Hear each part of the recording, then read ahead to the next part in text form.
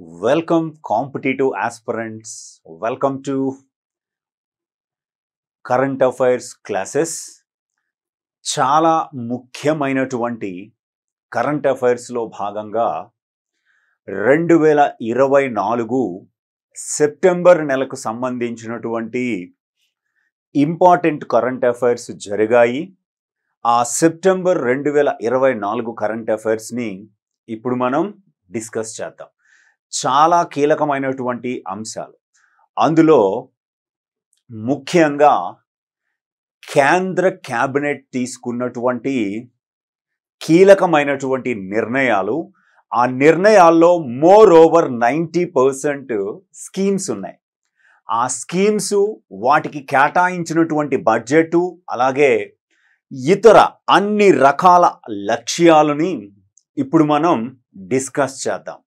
2024 సెప్టెంబర్లో ఏకంగా కేంద్ర క్యాబినెట్ 18 రకాలైనటువంటి అంశాలకి ఆమోదం తెలపడం జరిగింది. Union cabinet or central cabinet have approved 18 proposals in the month of September 2024 under the chairmanship of Prime Minister Narendra Modi. Narendra Modi చైర్మన్గా జరిగినటువంటి ఈ సమావేశాల్లో 18 అంశాలని, సెప్టెంబర్ 18వ తేదీన 10 అంశాలని, సెప్టెంబర్ 11వ తేదీన 6 అంశాలని, సెప్టెంబర్ 2వ తేదీన 2 అంశాలని. అయితే ఇక్కడ ఆర్థిక వ్యవహారాల క్యాబినెట్ ఒకటి ఉంటుంది, డిఫెన్స్కి సంబంధించిన క్యాబినెట్ ఒకటి ఉంటుంది, కానీ ఇది జనరల్ క్యాబినెట్. అయితే ఈ కేంద్ర క్యాబినెట్ ఆమోదాలకి సంబంధించి చాలా ఇంపార్టెంట్ అయినటువంటి అంశాలు ఉన్నాయి.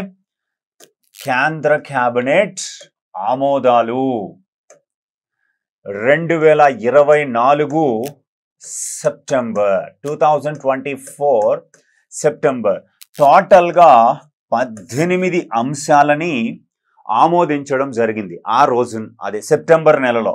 ఆ 18 అంశాల్లో సెప్టెంబర్ 18, 2024న 10 కీలకమైన అంశాలు, సెప్టెంబర్ 11న కీలకమైనవి 6 అంశాలు, సెప్టెంబర్ 2న కీలకమైనటువంటివి 2 అంశాలని, మొత్తం 18 అంశాలని ఆమోదించడం జరిగింది. ఇవి చాలా ఇంపార్టెంట్ అయినటువంటి అంశాలు. ఇందులో అగ్రికల్చర్ సెక్టర్కి సంబంధించి, గ్రామీణాభివృద్ధికి సంబంధించి, అలాగే సైన్స్ అండ్ టెక్నాలజీ, ఎన్విరాన్మెంటల్కి సంబంధించినటువంటి, అలాగే వినోద రంగం, సినిమా రంగానికి సంబంధించినటువంటి అంశాలని ఆమోదించడం జరిగింది. అలాగే జమిలీ ఎన్నికలకు సంబంధించినటువంటి అంశాలు కూడా ఇందులో కీలకం. ఆ అంశాలని ఆమోదించడంతో అవి ఒక్కసారిగా లైమ్ లైట్లోకి రావటం జరిగింది. కాబట్టి ప్రశ్నలు అడిగే అవకాశం ఉంది.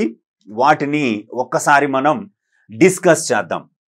ఫస్ట్ మనకి చాలా ఇంపార్టెంట్ అయినటువంటి అంశము జమిలీ ఎన్నికలకి కేంద్రము ఆమోదం, కేంద్ర క్యాబినెట్ ఆమోదం.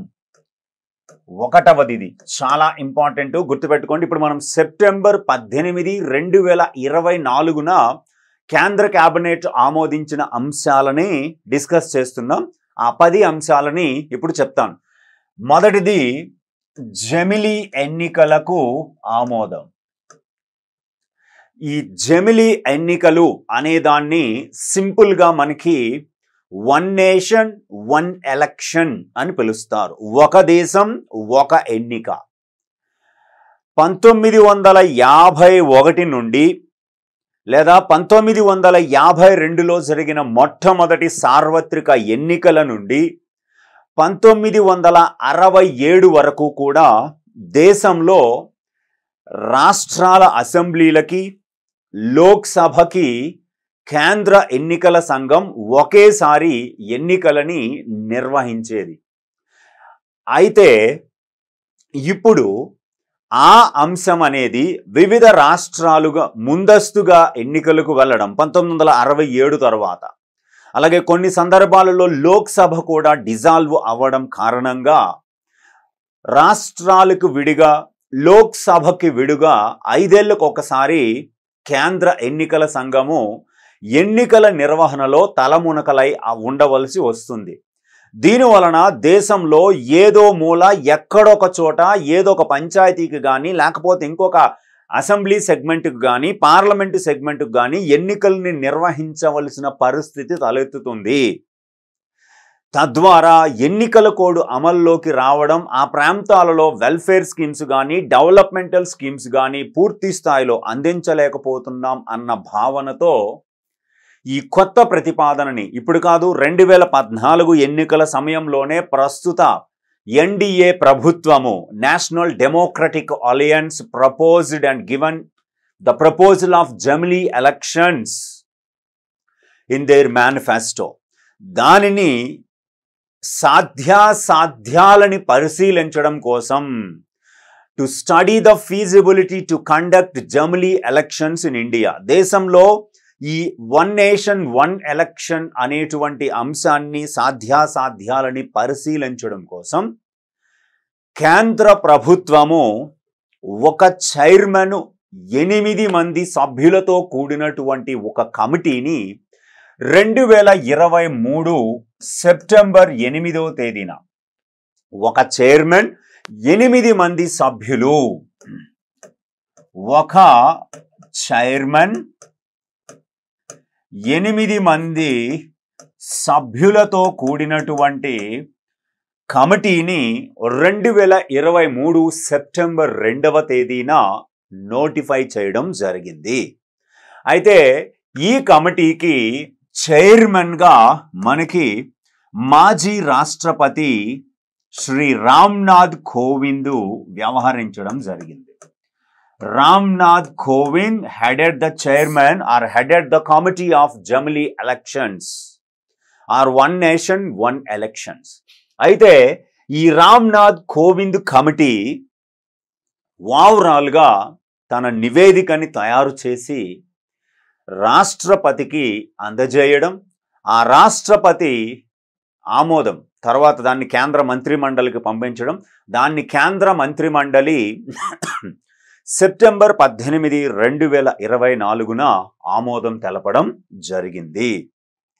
అయితే ఈ ఉన్నత స్థాయి కమిటీ, దీన్ని మనం హై లెవెల్ కమిటీ అంటారు, హెచ్ఎల్సి, ఉన్నత స్థాయి కమిటీ. ఈ ఉన్నత స్థాయి కమిటీ సూచన ఏం చేసింది, ఈ సూచనలు ఏం చేసింది, కొన్ని హైలైట్స్ని ఇప్పుడు మనం డిస్కస్ చేస్తే, దేశంలో పార్లమెంటు నుంచి పంచాయతీ వరకు కూడా ఒకేసారి ఎన్నికలు జరగాలి అని ఈ ఉన్నత స్థాయి కమిటీ సూచించగా దాన్ని కేంద్ర కేబినెట్ ఆమోదించడం జరిగింది. అలాగే ఇక్కడ 2 దశలలో ఎన్నికలని 2 దశలలో నిర్వహించాలని సూచించింది. మొదటి దశలో పార్లమెంటుకి మరియు అసెంబ్లీలకి, రాష్ట్రాల అసెంబ్లీలకి నిర్వహించాలని, 2వ దశలో పంచాయతీలకు, మండల పరిషత్తులకు, జిల్లా పరిషత్తులకు 2వ దశలో ఎన్నికలు నిర్వహించాలని సూచించడం జరిగింది. అయితే ఇక్కడ చాలా కీలకమైన అంశం, పార్లమెంటు మరియు రాష్ట్రాల అసెంబ్లీలకి ఒకే దశలో జరిగిన ఎన్నికలు జరిగిన 100 రోజులకి ఈ పంచాయతీకి స్థానిక సంస్థల ఎన్నికలని local body elections conducted after successful conclusion of the first phase of elections for parliament and state assemblies after a gap of 100 days. 100 రోజుల్లో దీన్ని క్లియర్ కట్గా నిర్వహించాలని ఈ ఉన్నత స్థాయి committee, high level committee headed by Ramnath Kovind was proposed. దానికి కూడా కేంద్ర కేబినెట్ ఆమోదించడం జరిగింది.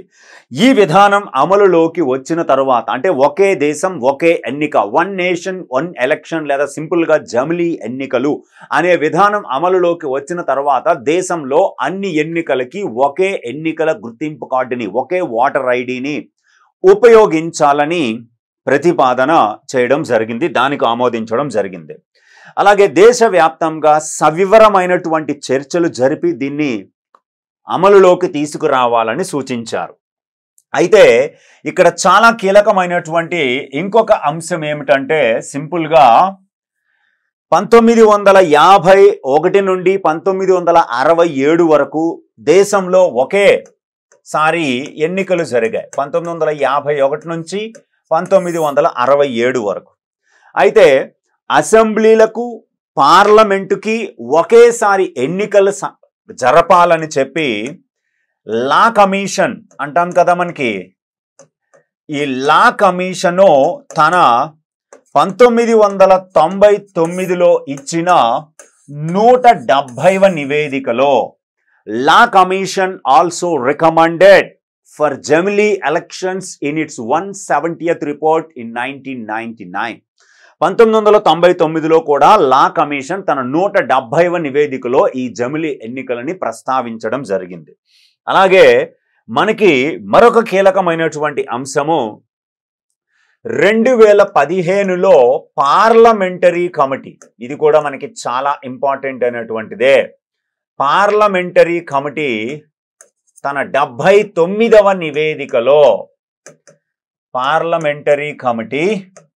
తన 79వ నివేదికలో కూడా దేశంలో ఒకే దశలో ఎన్నికలు నిర్వహించాలని ప్రతిపాదన చేయడం జరిగింది.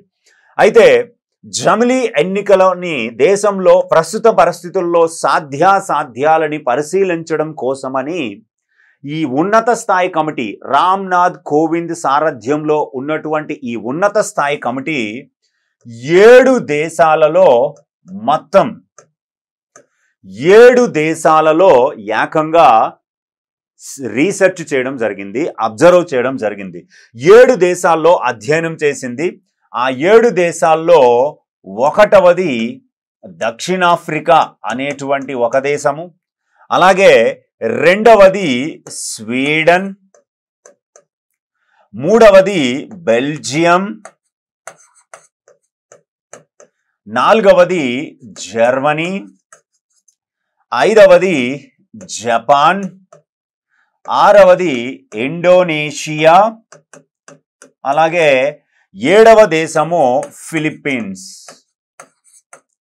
ఈ 7 దేశాలలో ఈ ఉన్నత స్థాయి కమిటీ అధ్యయనం చేసి ఇది అమలు సాధ్యము అని ప్రతిపాదనల్ని పంపించడం జరిగింది. అయితే జమిలీ ఎన్నికల పైన ఈ ఉన్నత స్థాయి కమిటీ దేశవ్యాప్తంగా 62 రాజకీయ పార్టీల అభిప్రాయాలని కోరడం జరిగింది. 62. ఈ 62 రాజకీయ పార్టీలలో అభిప్రాయాలు కోరితే కేవలము 47 రాజకీయ పార్టీలు, దేశంలోని 47 రాజకీయ పార్టీలు మాత్రమే స్పందించాయి. 47. ఈ 47 రాజకీయ పార్టీల్లో 32 రాజకీయ పార్టీలు జమిలీ ఎన్నికలకు అనుకూలంగా స్పందించాయి. అనుకూలంగా స్పందిస్తే 15 పార్టీలేమో మొత్తంగా వ్యతిరేకించాయి. జమిలీ ఎన్నికలని 15 పార్టీలు వ్యతిరేకించగా పూర్తిగా 15 పార్టీలేమో స్పందననే తెలియజేయలేదు. మొత్తం 62 47 స్పందించాయి. అందులో 32 అనుకూలంగా, 15 వ్యతిరేకంగా, 15 పూర్తిగా స్పందించకుండా ఈ జమిలీ ఎన్నికల మీటింగ్స్ ముగిశాయి. అయితే మన తెలుగు రాష్ట్రాల నుంచి తీసుకుంటే ప్రస్తుతము తెలంగాణ రాష్ట్రంలో అధికారంలో ఉన్నటువంటి కాంగ్రెస్ పార్టీ, అలాగే మోర్ ఓవర్ పూర్తి స్థాయిలో కాంగ్రెస్ ఈ జమిలీ ఎన్నికలకి వ్యతిరేకం. అంటే ఈ 15 వ్యతిరేకం పార్టీల్లో కాంగ్రెస్ ఒకటి. కేంద్రంలో అపోజిషను, తెలంగాణలో అధికారంలో ఉన్నటువంటి పార్టీ. అలాగే తెలంగాణలో ప్రతిపక్ష పార్టీలో ఉన్నటువంటి భారతీయ రాష్ట్ర సమితి బీఆర్ఎస్ పార్టీ స్పందనని తెలియచేయలేదు. అంటే ఈ 15లో ఉంది. ప్రస్తుత ఆంధ్రప్రదేశ్లో అధికారంలో ఉన్నటువంటి తెలుగుదేశం పార్టీ కూటమి అంటే అందులో తెలుగుదేశం పార్టీ పూర్తిగా తన స్పందనని తెలియజేయలేదు. అలాగే అక్కడ ఆంధ్రప్రదేశ్ రాష్ట్రంలో ఉన్నటువంటి మరొక పార్టీ అపోజిషన్ హోదా కోరుతున్న పార్టీ 11 స్థానాలకు పరిమితమైనటువంటి పార్టీ 2024 ఎన్నికల్లో యువజన శ్రామిక రైతు కాంగ్రెస్, సింపుల్గా వైఎస్ఆర్ కాంగ్రెస్ అంటారు, ఆ పార్టీ కూడా ఎలాంటి స్పందనని తెలియజేయలేదు. Telugu Desam party, YSR Congress party, BRS పార్టీలు తమ స్పందనని తెలియజేయలేదు. ఈ జమిలీ ఎన్నికలు దేశంలో ఇంప్లిమెంట్ చెయ్యాలి అంటే 6 రాజ్యాంగ సవరణలని చేయాల్సి ఉంటుంది. 6 రాజ్యాంగ సవరణలు చేయాలి. చాలా ఇంపార్టెంట్ అయినటువంటి అంశం. ఓకే, ఖచ్చితంగా దీన్ని మనం గుర్తుపెట్టుకోవాలి. జమిలీ ఎన్నికలకి కేంద్ర కేబినెట్ ఆమోదం, దాని రిలేటెడ్ అయినటువంటి ఇష్యూస్. ఇప్పుడు మరొక కీలకమైనటువంటి అంశము చూద్దాం, అది కూడా మనకి చాలా ఇంపార్టెంట్. అదే